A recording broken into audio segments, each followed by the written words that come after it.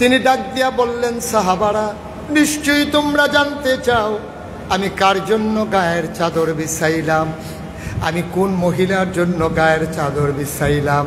ও সাহাবারা শোনো, জন্মের আগেই আব্বা হারিয়ে ফেলেছি, কোনোদিন বাবার মুখ দেখি নাই, কোনোদিন আব্বা বলে একটা ডাকও দিতে পারি নাই। সাহাবারা, ছোট ছোট বাচ্চারা যখন আব্বা আব্বা বলে ডাক দেয়, আমার মনে রায় রায় বাবার চেহারাও ভেসে ওঠে না। আমি কোনোদিন বাবা দেখি নাই, কল্পনায় বাবার চেহারা মনে করতে পারি না। বাচ্চারা যখন বাবা বলে ডাকতে মন চায়, আমারও মন চায় আমিও যদি একবার আব্বা বলে ডাক দিতে পারতাম। জন্মের আগে বাবা হারিয়ে ফেলেছি, বাবা ডাকার সুযোগ হলো না। 6 বছর যখন বয়স, মা হারিয়ে গেল। আমি বুঝি না মা কেন কথা বলে না, মা চুপ মেরে ঘুমিয়েছে। আমি মায়ের গালের ভিতরে হাত দিয়ে নাড়া দেই, আম্মা, ও আম্মা, কথা কেন বলো না? কে আমারে ঘুম পাড়াবে, কে আমারে গোসল করিয়ে খাইয়ে দেবে? মা, কে আমারে আদর করে চুল আছড়িয়ে দেবে গো মা? কে আমাকে পায়ের উপরে শোয়াইয়া ঘুম পাড়াই দেবে? আমি এমন করেও ঝরে কাঁদতেছিলাম।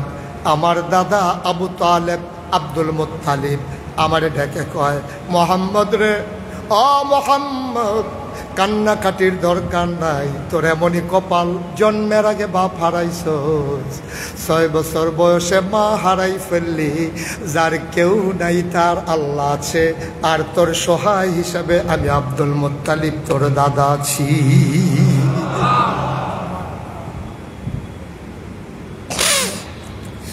আব্বা দেখলাম না জীবনে, 6 বছর বয়সে মা হারিয়ে ফেললাম। যদি মা পাইতাম, নিজের চামড়া কেটে মায়ের পায়ের জুতা বানাই দিতাম। মায়ের জন্য কিচ্ছু করতে পারি নাই। আজকে যার জন্য গায়ের চাদর বিছাই দিলাম, এই মহিলাটা আর কেউ না।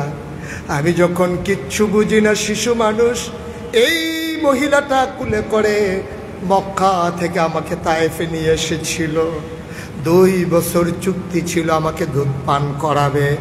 এই মা আমার, এই মহিলাটা আমার বুকের ভেতরে ঘুম পাড়াইতো। যেই দিন আমাকে মক্কায় ফেরত দিতে যাবে, আমার মা সারা রাত ঘুমাতে পারে নাই। আমার মা নাকি আমারে সারা ঘুমাইতে পারবে না। এই মহিলার কেউ না, এই মহিলা যার জন্য আমি গায়ের চাদর বিছাই দিলাম, যার বুকের দুধ আমি খেয়েছি, তিল তিল করে আমি বড় হয়েছি, আমাকে সন্তানের মতো যিনি মানুষ করেছেন, এই মহিলা আমার দুধমা হালিমাতুস সাদিয়া। বাংলার মুসলমান, আমার নবী সন্তান হিসেবে কেমন আদর্শ দেখো। নিজের মা পায় নাই, দুধ মায়ের প্রতি তার দায়িত্বে কোনো অবহেলা ছিল না। সবাইকে দিলেন 1 ভাগ করে গোশত। আমার নবীজি দুধ মায়ের ব্যাগের ভিতরে 2 ভাগ গোশত দিয়ে দিলেন। এখানেই শেষ না, নবীজি কান্দে, হালিমাও কান্দে। নবীজি আবার ডাক দেয়া কয়, আম্মা, ও আম্মা, কেমন আছেন? কবে থেকে দেখি না গো আম্মা, কোন ঘরে থাকেন? হালিমা দেখিয়ে দিলেন দূরে একটা ছোট্ট তাঁবু। এবার আল্লাহর নবী হালিমাকে ধরে ধরে এক হাতে ব্যাগের ওই গোশতের পটলা, আরে এক হাতে মাকে জড়িয়ে ধরে রেখেছেন। তিনি টেনে টেনে, সবাই তাকিয়ে দেখলো, দুধ মাকে ঘর পর্যন্ত পৌঁছিয়ে তিনি আবার গোশত বন্টনের জায়গায় ফিরে আসলেন। এখন আমার নবী কোন দিক দিয়ে পরিপূর্ণ? তিনি কোন দিক দিয়ে পরিপূর্ণ?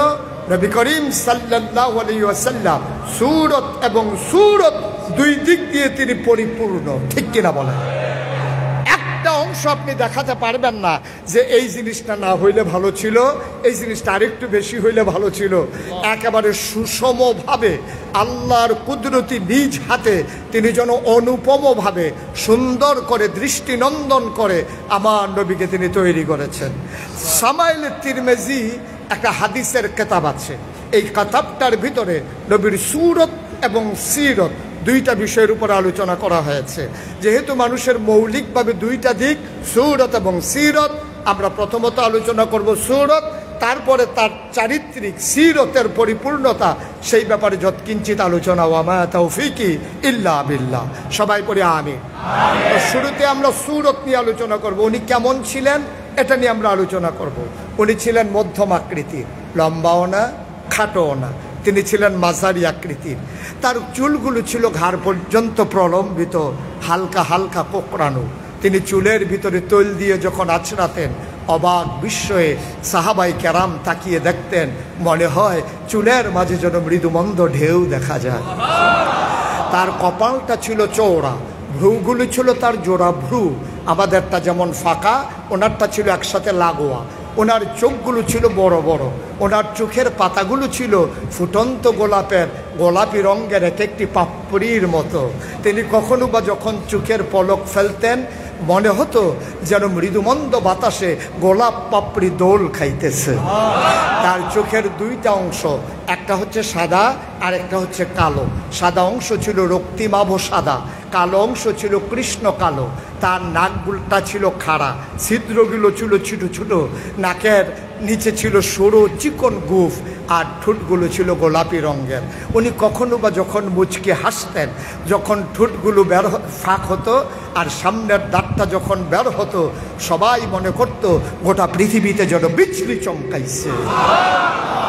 আল্লাহর নবী মুহাম্মদুর রাসূলুল্লাহ সাল্লাল্লাহু আলাইহি ওয়াসাল্লাম, তিনি কখনো বা যখন রাস্তা দিয়ে হেঁটে যেতেন, 1 মাস পরে ওই রাস্তা দিয়ে আবার যখন কোনো মানুষ হেঁটে যেত, তিনি থমকে দাঁড়াতেন, চমকে উঠতেন, আশ্চর্যান্বিত হয়ে যেতেন। মানুষটা ওই রাস্তার কিনারে যাদের বাড়ি, তাদেরকে জিজ্ঞেস করতো, ভাই এই রাস্তা দিয়ে আমার নবী হেঁটে গেছেন নাকি? কয়টা তো অনেক আগের কথা, তুমি কেমনে বুঝলা, কেন জিজ্ঞেস করলা? কয়ে আজকে কবে হেঁটে গেছে আমার নবীজি? কয় 1 মাস আগে এই রাস্তা দিয়ে আমার নবী হেঁটে গেছেন।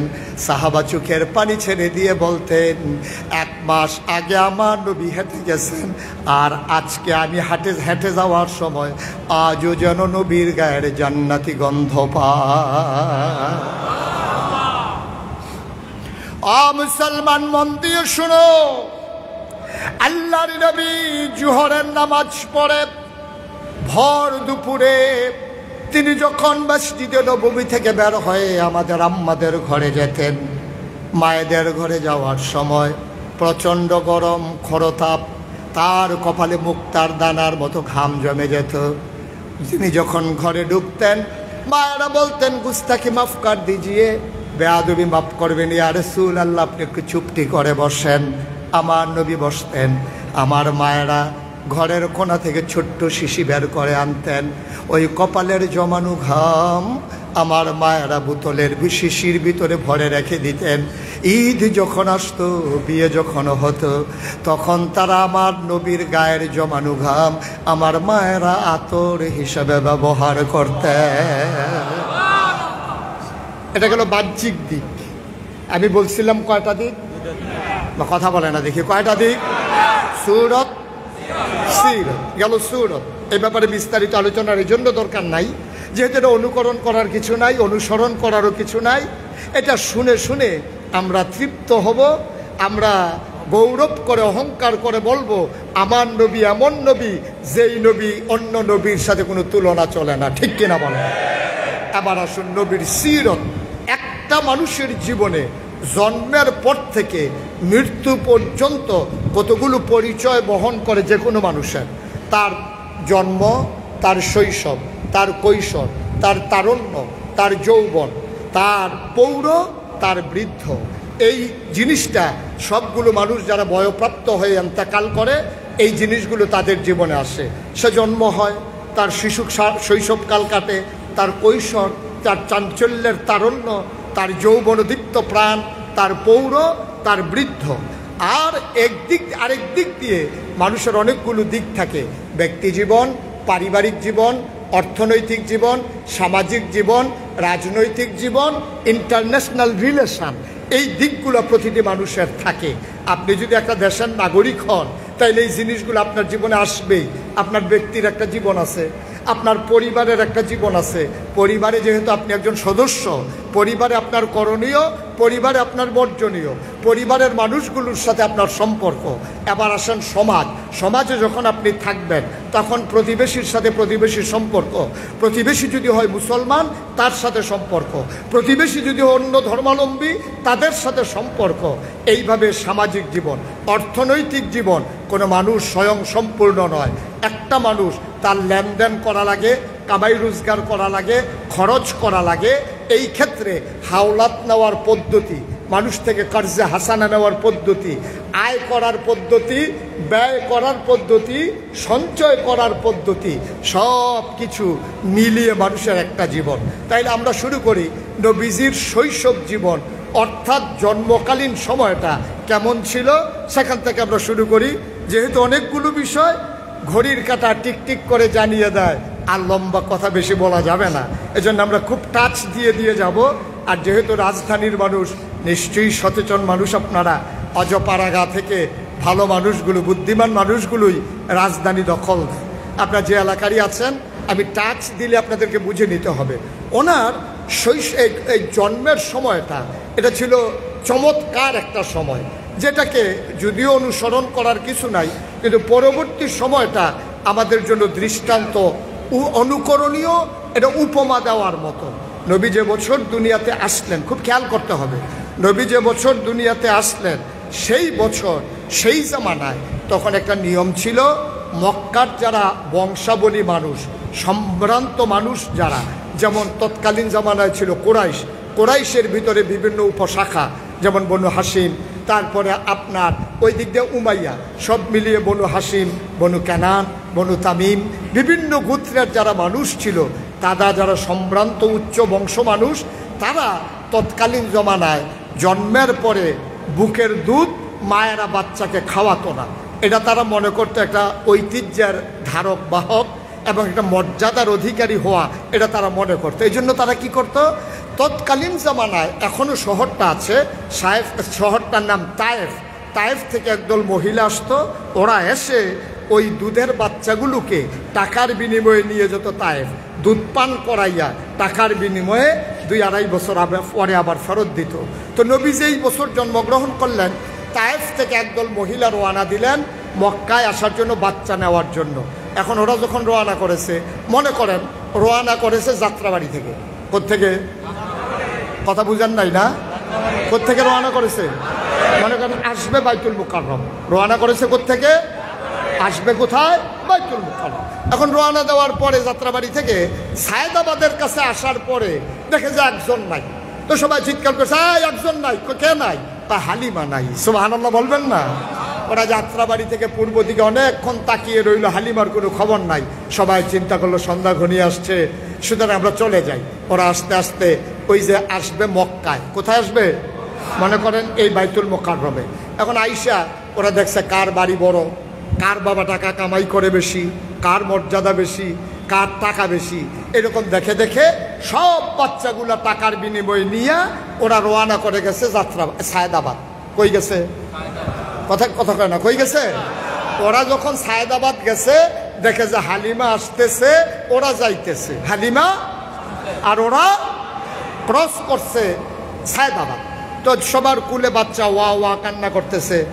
হালিমা জিজ্ঞেস করে, আমার বান্ধবীরা, আমার সৈয়ারা, এই বাইতুল মুকাররমে কি আর বাচ্চা নাই? হ্যাঁ, একটা বাচ্চা আছে, তার বাবা নাই। সুবহানাল্লাহ বলবেন না? হালিমার স্বামী বড় নরম মনের অধিকারী ছিলেন। তিনি বললেন, হালিমা চলো যাই, সায়েদাবাদ চলে এসেছি, বাইতুল মুকাররম আর কত দূর, চলো দেখে আসি, পছন্দ হলে বাচ্চা নেব, নাইলে নাই। হালিমা বড় হিসেবি মহিলা ছিলেন, তিনি মনে মনে বললেন, কি দরকার যাওয়ার, যে কি লাভ হবে, টাকা পয়সা নাই। স্বামীর কথায় রওনা করলেন, বাইতুল মুকাররম মসজিদের সামনে আসলেন। তিনি আসার পর একজন মানুষকে দেখে জিজ্ঞেস করলেন, ভাই এই জায়গায় নাকি একটা এতিম বাচ্চা আছে, তার নাম নাকি মোহাম্মদ, তার ঘরটা কোনটা? মানুষটা আঙ্গুল দিয়ে দেখাই দিল, ওই কাবার কেনারে ছোট্ট ঘর, ওই ঘরটার ভেতরে ওইটাই আমেনার ঘর, ওইটাই মোহাম্মদের ঘর। হালিমা তাড়াহুড়ো করে গেলেন, হালিমা ঘরের বাইরে দাঁড়িয়ে রইলেন।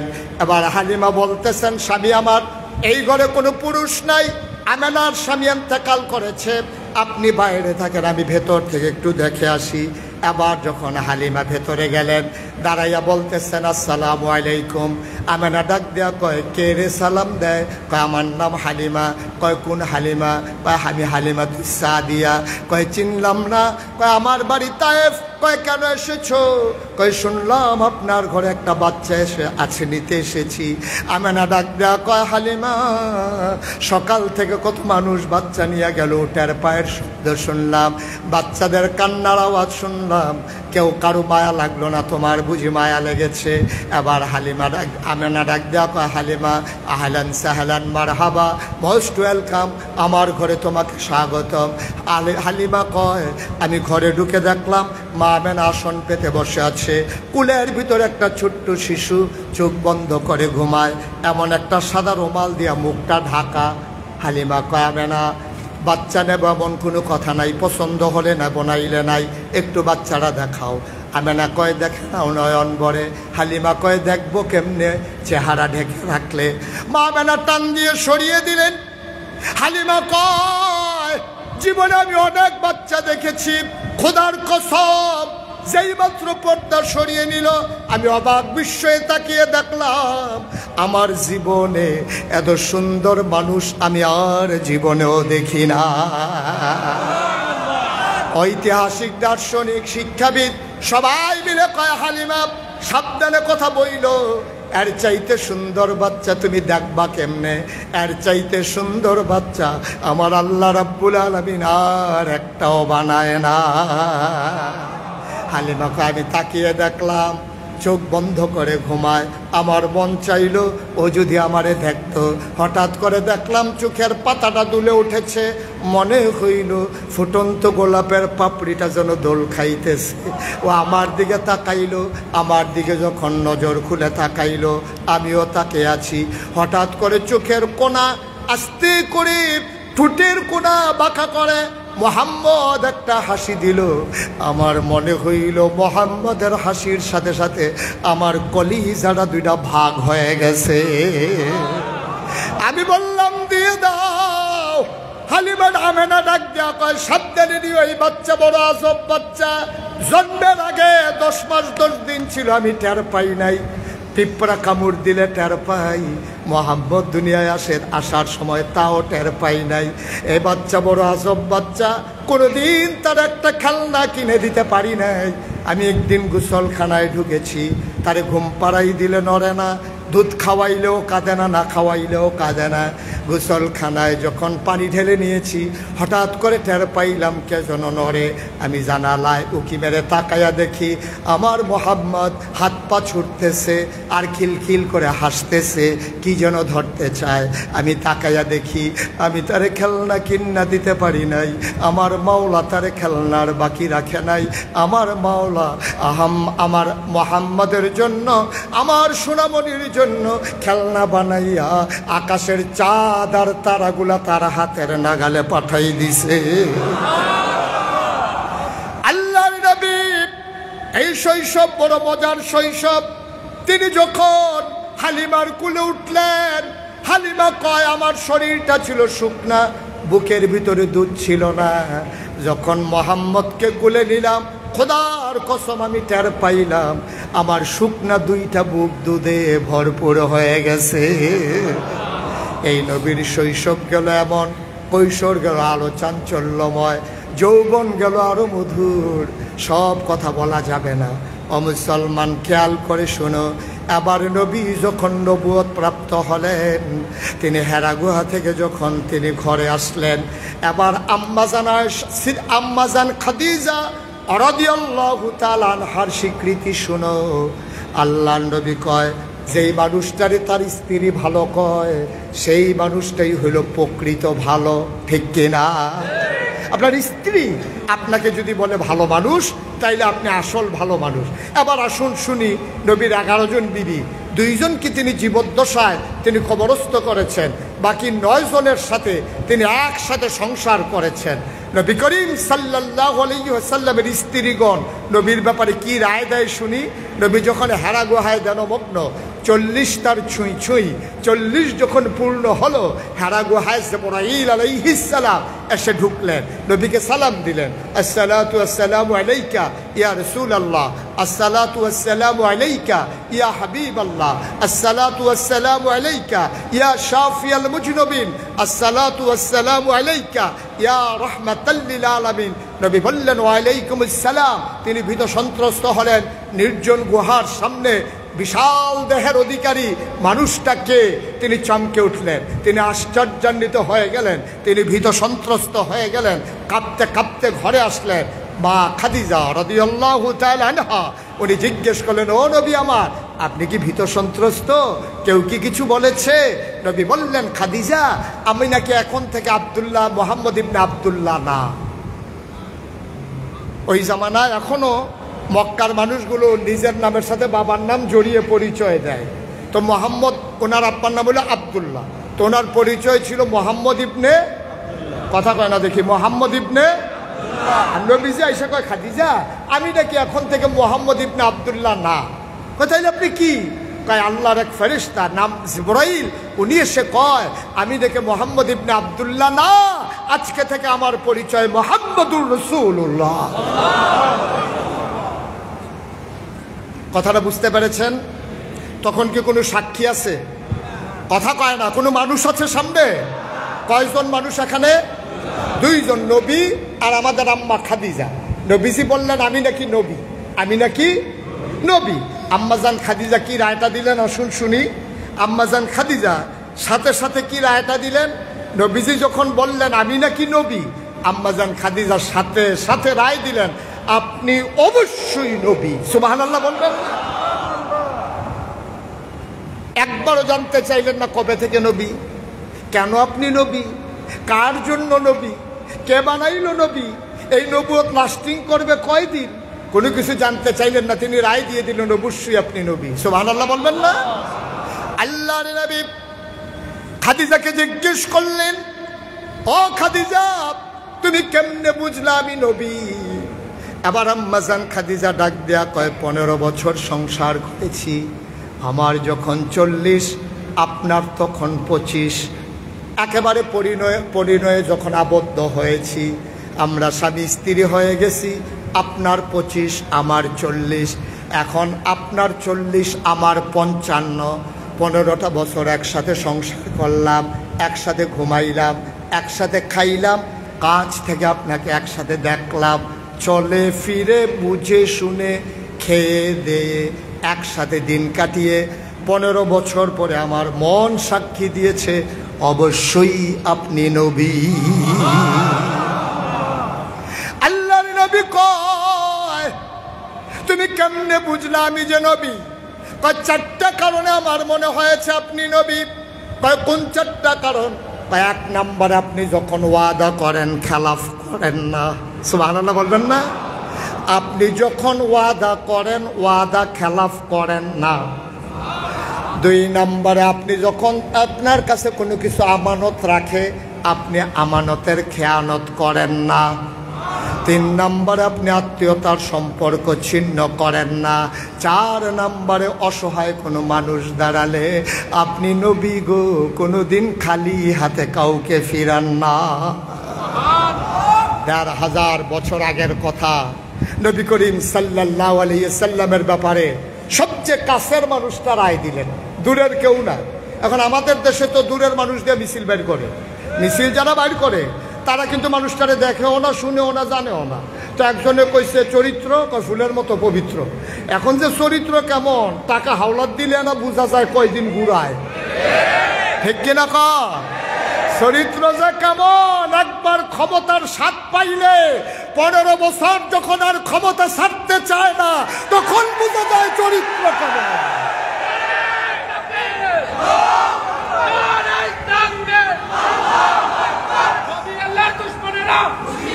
চরিত্র বোঝা যায় তখন যখন আপনাকে দায়িত্বপূর্ণ জায়গায় বসিয়ে দেওয়া হয়, আপনি যখন রাষ্ট্রীয় সম্পদকে নিজের সম্পদ বানিয়ে ফেলেন তখন বোঝা যায় মানুষের চরিত্র কেমন, ঠিক কিনা বলেন? সুতরাং চরিত্র কেমন নবীজির এটা আমরা যতটুকুন জানি তার চাইতে বেশি জানে মক্কার মানুষ। মক্কার মানুষ যতটুকুন জানে তার চাইতে বেশি জানে মুসলমানেরা। সব মুসলমানেরা যা কিছু জানে তার চাইতে বেশি জানে আমার নবীর স্ত্রীগণ, ঠিক কিনা বলেন? একসাথে ঘুমাইছে, একসাথে খাইছে, একসাথে উঠছে ফিরছে, সব একসাথে। তো ওনারা বুঝবে নাকি আমরা বুঝবো নাকি? আম্মাজান খাদিজা টাকা খাইয়া, মিছিলের আগে বিস্কিট খাইয়া, চা খাইয়া নবীর সার্টিফিকেট দেয় নাই। সানন্দে স্বেচ্ছায় সজ্ঞানে চইলা ফিরা দেখা শুইরা বুঝা সাক্ষী দিয়েছে আপনি অবশ্যই নবী। সুবহানাল্লাহ বলবেন না? আজকে যখন মাহফিল শেষ করে বাড়িতে যাবেন, বাড়িতে যাওয়ার পরে আপনি যদি আপনার ওয়াইফকে বলেন অলি অলি অলি, আপনার ওয়াইফ দেখবেন করবো যে বারান্দায় গিয়ে শুয়ে থাকেন অলি, বিড়ির গন্ধ লোকে দিয়ে আগুন যায় না অলি, ঠিক কিনা কন?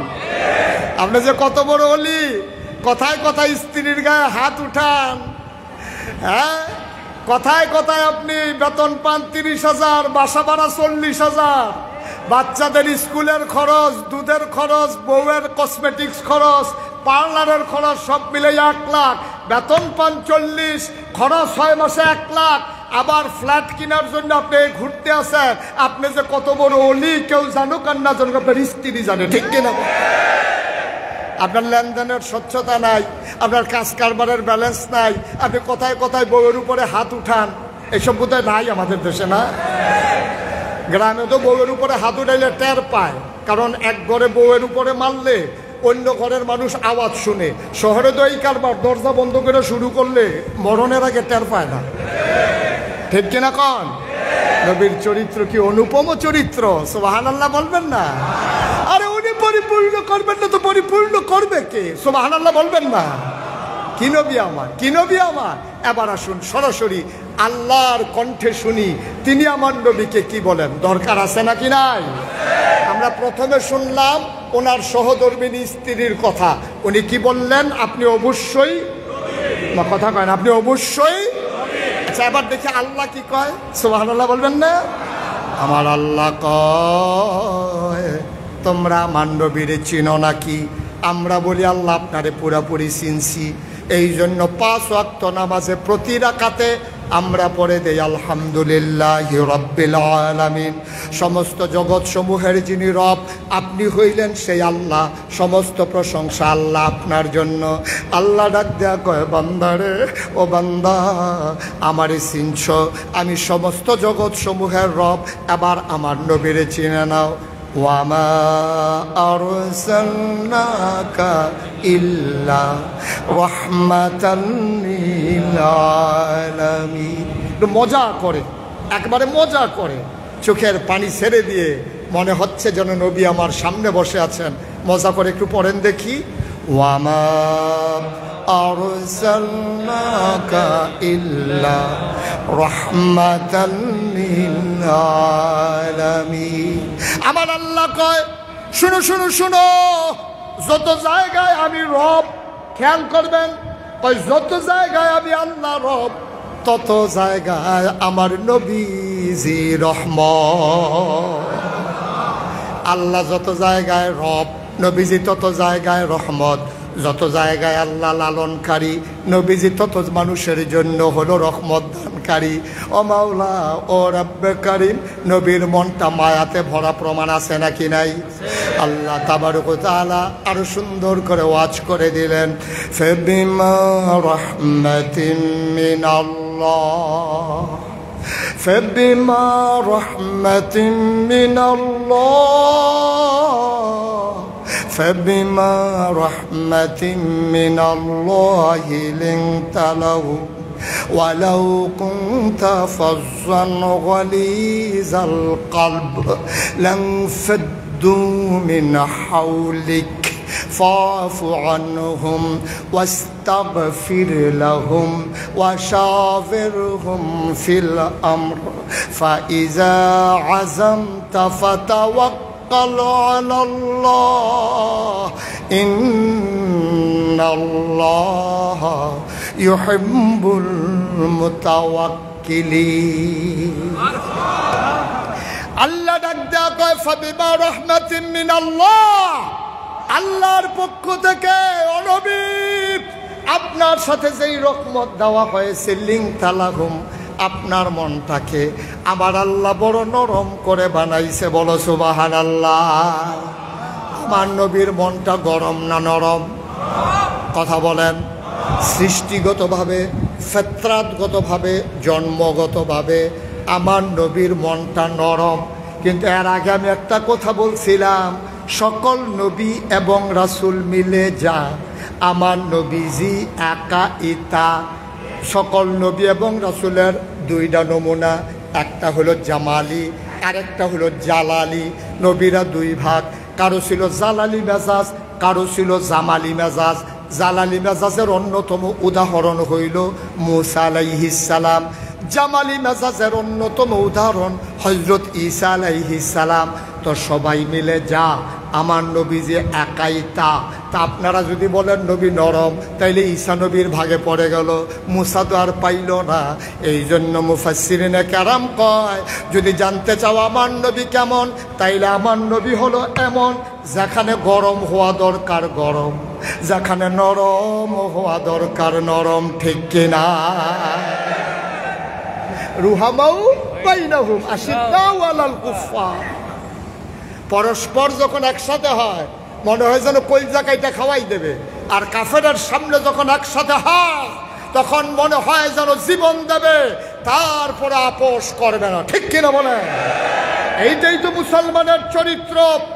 আপনি যখন পূর্ণাঙ্গ ঈমান নিয়ে চলবেন, নবীর সম্পূর্ণ সিরত যখন আপনার জীবনে আপনি ধারণ করবেন, মনে রাখবেন ৯৯ জন লোক মুসলমান বলেন আর সংখ্যালঘু ভারতের মুসলমান বলেন, ঈমান নিয়ে যদি অটল পাহাড়ের মতো দাঁড়িয়ে থাকতে হয়, মামলা হবে, হামলা হবে, জাল জুলুম নির্যাতন হবে, প্রয়োজনে জীবন দেওয়া যাবে, ঈমান দেওয়া যাবে না। রাজি আছো কিনা? হাত তুলে দেখো।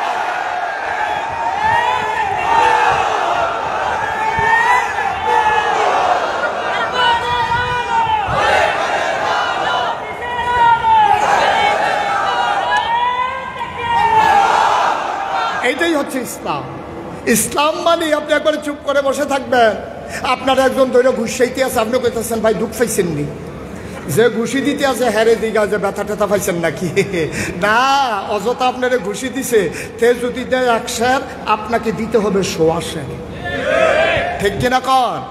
সে যেন বুঝে যে মুসলমান এমনই, তারা চুপ করে থাকে, তারা আঘাত করে না, কিন্তু আঘাত করলে ছেড়েও। মুসলমানের চরিত্রটাই আল্লাহ তাবারক ওয়া তাআলা নিজে যেই চরিত্র ধারণ করেন, মুসলমানদেরকে সেই রঙে রঙিন হতে বলেন। আল্লাহ যেমন ধরে ধরে ধরে না, ধরলে আল্লাহ, মুসলমানও ধরে ধরে ধরে না, ধরলে মুসলমান। এটাই মুসলমানের চরিত্র। লেবেন বিসমার্কা চরিত্র না, লেবেন বিসমার্কা চরিত্র হওয়া যাবে না। একেবারে মাটির মতো আপনি ইসলামের সমর্থন করে না। ঠিক কিনা কন? কথা কনা ঠিক কিনা? ইসলাম হচ্ছে যেখানে বাধা আসবে বাধা প্রতিহত করতে হবে, কিন্তু কখনোই মুসলমান আগে আক্রমণ করেছে তার কোনো প্রমাণ নাই। ঠিক কিনা বলেন? এই আদর্শ কার? নবীজির। এই আদর্শ কার? নবীজি তিনি পরিপূর্ণতা দিয়েছেন। কষ্ট হচ্ছে আপনাদের না? ছেড়ে দেওয়া দরকার। আর সামান্য একটু সময় আছে, আমরা কথা বলি ইনশাআল্লাহ। সবাই পড়ে না আমিন। তাইলে এবার আসেন, তাইলে নবীজির চরিত্র, তিনি কি চরিত্রের অর্ধেক না পুরোপুরি? একটা মানুষের জীবন যেমন হওয়া দরকার, নবীজি সব জায়গায় তেমন। শুধু একটা বললাম, তিনি ব্যক্তি জীবনে কেমন, তিনি নরম মনের অধিকারী। এবার আসুন তিনি পারিবারিক জীবনে কেমন, শুনে আমরা শেষ করে দেব ইনশাআল্লাহ। আল্লাহর নবী কখনো বা যখন যুদ্ধের ময়দানে যেতেন, কখনো তিনি একা একা যেতেন না, ৯ জন বিবির কোনো একজন বিবিকে সাথে নিয়ে যেতেন। কোনোদিন তিনি একা একা যুদ্ধের ময়দানে যাননি। যুদ্ধের ময়দানে রওনা করেছেন হাজারো সৈন্য। আমাদের একজন আম্মা, নাম হইল হজরত আয়েশা রাদিয়াল্লাহু তাআলা আনহা, তিনি ওনাকে নিয়ে রওনা করলেন। রাতের বেলা নামাজ হয়ে গেল, সবাইকে তাঁবুতে ঘুম পাড়িয়ে দিলেন। আল্লাহ নবী নিজের তাঁবুতে ফিরে আসলেন। এসে ডাক দেয়া কয় আয়েশা, লাব্বাইকা ইয়া রাসূলুল্লাহ। কয় আয়েশা, অনেক দিন হয় আনন্দ করা হয় না। আকাশে চতুর্দশীর পূর্ণিমার চাঁদ হাসে, ফকফকা জ্যোৎস্না, মৃদুমন্দ বাতাস, এমন আবহাওয়া পাওয়া বড় দুষ্কর। চলো দুইজন মিলে একটা দৌড় দেই, দেখি তুমি ফার্স্ট হও নাকি আমি ফার্স্ট হই। আর আস্তে কোন সুবহানাল্লাহ। নবীজি বলেন চলো দুইজন মিলে একটু আনন্দ করি। তা আম্মাজান আয়েশা বিয়ে হয়েছে 6 বছর বয়সে, সংসার শুরু হয়েছে 9 বছর বয়সে। ছোট মানুষ না, উনি খেলার কথা শুনলে একটু মজা পাইতেন। যখন বলছে যে চলো দৌড় দেই, আম্মাজান আয়েশা তো মুখিয়েছিলেন যে দৌড় দিতে পারলে ভালোই হয়, একটু মজা হবে। তো দুইজন গেলেন মাঠে। আম্মাজান আয়েশা আবার বলছে, ইয়া রাসূলুল্লাহ, আবার কেউ দেখে ফেলে কিনা, কই চিন্তা তোমার দরকার নেই, চলো দৌড় দেই। তো দুইজন মিলে এরকম 2টা খেজুরের গাছ, এটা একটা ওইটা একটা, দুইজন সোজা হয়ে দাঁড়ালেন। আম্মাজান আয়েশা, নবীজি বলবেন বিসমিল্লাহ, রেডি 1 2 3, দিলেন দৌড়। আম্মাজান আয়েশা কয়, তখন আমার নতুন বিয়ে হয়েছে, আমার শরীরটা তখন শুকনা, আমার বয়সও কম, এত ভার হয় নাই। যেই মাত্র দৌড় দিলাম, ছুট করে আমি ফার্স্ট হয়ে গেলাম, নবী পেছনে পড়ে গেল। আমি বললাম, ইয়া রাসূলুল্লাহ, আমি কিন্তু জিতে গেলাম, আপনি কিন্তু হেরে গেলেন। নবীজি বললেন, এটা আমার মনে থাকবে ইনশাআল্লাহ। সুবহানাল্লাহ বলবেন না? তুমি যে জিতে গেছো, আমি যে হেরে গেছি, এটা মনে থাকবে। কিছুদিন পরে, কয়েক বছর পরে আবার যুদ্ধে যাবেন, আবারও ভাগে পড়েছেন আম্মাজান আয়েশা। সুবহানাল্লাহ বলবেন না? নবীজি বললেন, আয়েশা, অনেক দিন হয় একটু আনন্দ হয় না, চলো একটা দৌড় দেই। মনস্তাত্ত্বিক বিষয়টা দেখেন, আগামীকালকে যুদ্ধ কাফেরের সাথে, আর আগের রাত্রে স্ত্রীকে নিয়ে আনন্দ করে। কি চেক অ্যান্ড ব্যালেন্স, ব্যালেন্স কারে কয় দেখেন। যুদ্ধের সময় যুদ্ধ, তো রাত্রে মাইট দিয়ে লাভ কি? সুবহানাল্লাহ বলবেন না? যুদ্ধের সময় যুদ্ধ হবে, রাত্রটা নষ্ট করে কি লাভ? আমি আবার যদি থাকি তাইলে না পরের রাত, উনি সেকেন্ড সময় কাজে লাগাতেন। সুবহানাল্লাহ বলবেন না? তো নবীজি বললেন, চলো আবার একটু দৌড় দেই। তো আবার দাঁড়ালেন, 2টা খেজুর গাছ নির্ধারণ করলেন, আবার দাঁড়ালেন, বলেন বিসমিল্লাহ, দিলেন দৌড়। আম্মাজান আয়েশা নিজে কয়, বয়স হয়েছে তো, আমি একটু মুটিয়ে গেছি, আমার একটু মোটা হয়ে গেছে, শরীর একটু স্থূলকায় হয়ে গেছে, আমার ওজন বেড়ে গেছে। এখন বিসমিল্লাহ বলে, নবী তো চির যৌবনা নবী তো সবসময় তারুণ্য দীপ্ত প্রাণ, যৌবন দীপ্ত প্রাণ। একজন পুরুষের দুনিয়াতে যে দূর ক্ষমতা, আপনি যখন জান্নাতে যাবেন তখন আপনার ক্ষমতা হবে 70 গুণ। আর 70 জন জান্নাতি মানুষের যেই ক্ষমতা, আল্লাহ নবীকে দুনিয়াতে আল্লাহ 70 জন জান্নাতি মানুষের ক্ষমতা দিয়েছে। এই নবী আবার যখন বিসমিল্লাহ করে দৌড় দিছে, এখন আম্মাজান আয়েশা তো নিজেই বলতেছে আমি মোটা হয়ে গেছি। এখন দৌড় দিছে সত্য, আম্মাজান আয়েশা পেছনে পড়ে গেছে, নবী ফার্স্ট হয়ে গেছে। কাছে যখন আসছে আম্মা আয়েশা, নবীজি কানে কানে কয়, আয়েশা, ওই যে হারিয়ে দিছিলা, প্রতিশোধ নিলাম। সুবহানাল্লাহ, সুবহানাল্লাহ, সুবহানাল্লাহ। কি জীবন, কি সংসার, কি দাম্পত্য জীবন। সুবহানাল্লাহ বলবেন না? বানানো গল্প না, মুখরোচক ইতিহাস না, বাস্তব ঘটনা শুনে যান, বাস্তবতা। সুবহানাল্লাহ কয় না? মুসলমান মন দিয়ে শুনো, এই নবীজি যখন মদিনায় প্রচন্ড দুর্ভিক্ষ, চুলায় আগুন জ্বলে না, আকাশ থেকে বৃষ্টি ঝরে না, খেজুর গাছগুলো শুকিয়ে যাচ্ছে, মায়ের বুকগুলো শুকনা, বাচ্চারা দুধ পায় না, হাহাকার পড়ে গেছে মদিনায়, মানুষ বাঁচানো বড় মুশকিল, চুলায় আগুন জ্বলে না। নবী হতবিহবল হয়ে গেলেন, তিনি রাহমাতুল লিল আলামিন। এখন তিনি কি করবেন তার কলিজায় মানে না। তিনি সাধারণ ঘোষণা করলেন, এই দুর্যোগকালীন মুহূর্ত ওভারকাম করতে হবে। এই ক্রাইসিস পিরিয়ড ওভারকাম করার জন্যে কার কি আছে নিয়ে আসো। মানুষগুলো ওট আনলো, দম্বা আনলো, ছাগল আনলো। আমার নবী একটা এই আপনার ওট জবে করে দিলেন, 1 কেজি করে গোশতের ভাগ বসালেন। সব মানুষকে ঘোষণা দিলেন, যাদের ঘরে চুলায় আগুন জ্বলে না জলদি করে গোশত দেওয়া হবে। আল্লাহ নবী বসে আছেন, লাইন ধরে মানুষ দাঁড়িয়ে আছেন, যেই আসে তার এক ভাগ গোশত দেয়। হঠাৎ করে আমার নবীর নজর পড়ে গেল লাইনের দিকে, তাকায়া দেখে বৃদ্ধা একটা মহিলা গোছা হইয়া লাঠিতে বর দিয়া লাইনের মাঝে দাঁড়িয়ে আছে। একেবারে যুবথুবু বুড়ি মানুষ, বুড়ি বুড়ি একবারে গুচা হয়ে গেছে, লাঠি দিয়ে ভর দিয়া লাইনের ভিতরে দাঁড়িয়ে আছে পোটলা নিয়া। নবীজি দূর থেকে দেখলেন, তিনি আস্তে করে গোশত বন্টন থামিয়ে তিনি বুড়ি মাতার কাছে গেলেন, গিয়া অনেকক্ষণ তাকাই দিচ্ছে। তাকানোর পরে তিনি আস্তে করে জড়াইয়া ধরলেন, কপালে চুমু খাইলেন, তার গাল বেয়ে বেয়ে পানি পড়ে। তিনি ধরে ধরে ধরে ধরে মহিলাটাকে মজলিসের মাঝে আনলেন। সুবহানাল্লাহ বলবেন না? মজলিসের মাঝে এনে তিনি এবার ওই গোশত আপনার যে বন্টন করা হচ্ছিল ওই মাঝে এনে গোশত বন্টন থামিয়ে নবীর গায়ের ভিতরে চাদর ছিল, উনি চাদর মুবারকটা বিছিয়ে দিলেন, বুড়া মাটাকে চাদরটার উপরে বসালেন। সুবহানাল্লাহ বলবেন না?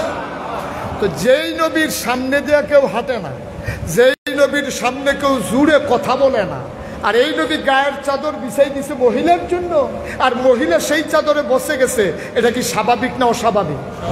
অস্বাভাবিক একটা ঘটনা। যখন চাদর বিছাই দিছে, এবার মহিলাটা নবীজি ধৈর্য না বসাইছে। এখন যারা চতুর্পার্শ্বে আছে সবাই একজন আরেকজনের মুখ চাওয়াচাওয়ি করে, সবার মনে প্রশ্ন, এই মহিলাটাকে যার জন্য নবী গায়ের চাদর বিছাই দিলেন। আল্লাহ নবী বুঝতে বাকি নাই, তিনি ডাক দিয়া বললেন, সাহাবারা নিশ্চয়ই তোমরা জানতে চাও আমি কার জন্য গায়ের চাদর বিছাইলাম, আমি কোন মহিলার জন্য গায়ের চাদর বিছাইলাম। ও সাহাবারা শোনো, জন্মের আগেই আব্বা হারিয়ে ফেলেছি, কোনোদিন বাবার মুখ দেখি নাই, কোনোদিন আব্বা বলে একটা ডাকও দিতে পারি নাই। সাহাবারা ছোট ছোট বাচ্চারা যখন আব্বা আব্বা বলে ডাক দেয়, আমার মনে রায় রায় বাবার চেহারাও ভেসে ওঠে না। আমি কোনোদিন বাবা দেখি নাই, কল্পনায় বাবার চেহারা মনে করতে পারি না। বাচ্চারা যখন বাবা বলে ডাকতে মন চায়, আমারও মন চায় আমিও যদি একবার আব্বা বলে ডাক দিতে পারতাম। জন্মের আগে বাবা হারিয়ে ফেলেছি, বাবা ডাকার সুযোগ হলো না। 6 বছর যখন বয়স, মা হারিয়ে গেল। আমি বুঝি না মা কেন কথা বলে না, মা চুপ মেরে ঘুমিয়ে আছে। আমি মায়ের গালের ভিতরে হাত দিয়ে নাড়া দেই, আম্মা ও আম্মা কথা কেন বলো না? কে আমারে ঘুম পাড়াবে, কে আমারে গোসল করিয়ে খাইয়ে দেবে? মা কে আমারে আদর করে চুল আছড়িয়ে দেবে গো মা? কে আমাকে পায়ের উপরে শোয়াইয়া ঘুম পাড়াই দেবে? আমি এমন করেও ঝরে কাঁদতেছিলাম। আমার দাদা আবু তালেব আব্দুল মুত্তালিব আমারে ডেকে কয়, মোহাম্মদ রে, ও মোহাম্মদ, কান্নাকাটির দরকার নাই, তোর এমনই কপাল, জন্মের আগে বাপ হারাইছস, 6 বছর বয়সে মা হারাই ফেললি, যার কেউ নাই তার আল্লাহ আছে, আর তোর সহায় হিসাবে আমি আব্দুল মুত্তালিব তোর দাদা আছি।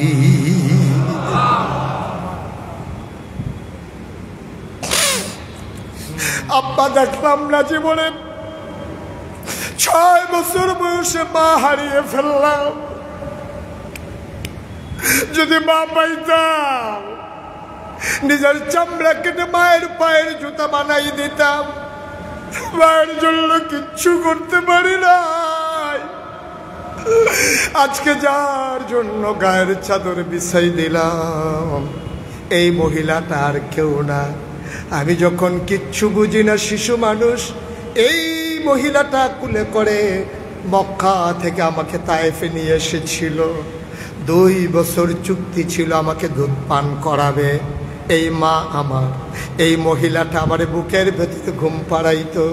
যেই দিন আমাকে মক্কায় ফেরত দিতে যাবে, আমার মা সারা রাত ঘুমাতে পারে নাই। আমার মা নাকি আমারে সারা ঘুমাইতে পারবে না।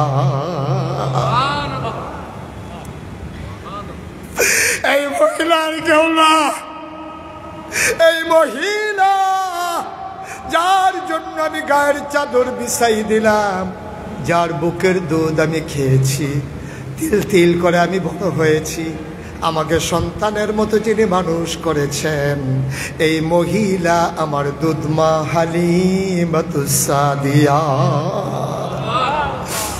বাংলার মুসলমান, আমার নবী সন্তান হিসেবে কেমন আদর্শ দেখো। নিজের মা পায় নাই, দুধ মায়ের প্রতি তার দায়িত্বে কোনো অবহেলা ছিল না। সবাইকে দিলেন 1 ভাগ করে গোশত। আমার নবীজি দুধ মায়ের ব্যাগের ভিতরে 2 ভাগ গোশত দিয়ে দিলেন। এখানেই শেষ না, নবীজি কান্দে, হালিমাও কান্দে। নবীজি আবার ডাক দেয়া কয়, আম্মা, ও আম্মা কেমন আছেন? কবে থেকে দেখি না গো আম্মা, কোন ঘরে থাকেন? হালিমা দেখিয়ে দিলেন দূরে একটা ছোট্ট তাঁবু। এবার আল্লাহর নবী হালিমাকে ধরে ধরে এক হাতে ব্যাগের পটা ওই গোশতের পটলা, আরে এক হাতে মাকে জড়িয়ে ধরে রেখেছেন। তিনি টেনে টেনে, সবাই তাকিয়ে দেখলো, দুধ মাকে ঘর পর্যন্ত পৌঁছিয়ে তিনি আবার গোশত বন্টনের জায়গায় ফিরে আসলেন। আমাদেরও তো মা আছে, আদর্শ কতটুকুন কাজে লাগিয়েছ? আমার নবী কি শিখালেন? আশেকে রাসূল দাবি করো, নবীর উম্মত দাবি করো, নবীর আশেক দাবি করো, অথচ মা তোমার কাছে ভালো ব্যবহার পায় না। অথচ আল্লাহ কয়, আল্লাহ ইয়াবুদু ইল্লা ইয়াহু, ইবাদত করতে হলে শুধু করবা আল্লাহ। ওয়া বিল ওয়ালিদাইনি ইহসানা, আর আল্লাহ তা'বুদু ইল্লা ইয়াহু, আল্লাহ তা'বুদু ইল্লা ইয়াহু। যদি ইবাদত করতেই হয় করবা শুধু আল্লাহর। আর ওয়া বিল ওয়ালিদাইনি ইহসানা, আর কোমল ব্যবহার, ভালো ব্যবহার সবটাই যিনি পাও না তিনি তোমার মা। বলো সুবহানাল্লাহ। সুতরাং আসুন, নবীর চরিত্রের সবগুলো দিক স্বল্প সময় আলোচনা করা বড়ই কঠিন। আমরা নবীর জীবনকে চর্চা করব, নবীর জীবনী পড়ব, জানব, জেনে জেনে নবীর জীবন অনুযায়ী নিজের জীবন সাজাবো ইনশাআল্লাহ। আল্লাহ তাবারক ওয়া তাআলা আমাদের সবার সর্বাঙ্গীন মঙ্গল কামনা করুক। নবীর জীবন চরিত্র গ্রহণ করে আমরাও যেন সোনার মানুষ হতে পারি। আল্লাহ যেন তৌফিক দান করে। সবার জন্য দোয়া করি, সবার কাছে দোয়া চাই। আসসালামু আলাইকুম ওয়া রাহমাতুল্লাহি ওয়া বারাকাতুহু।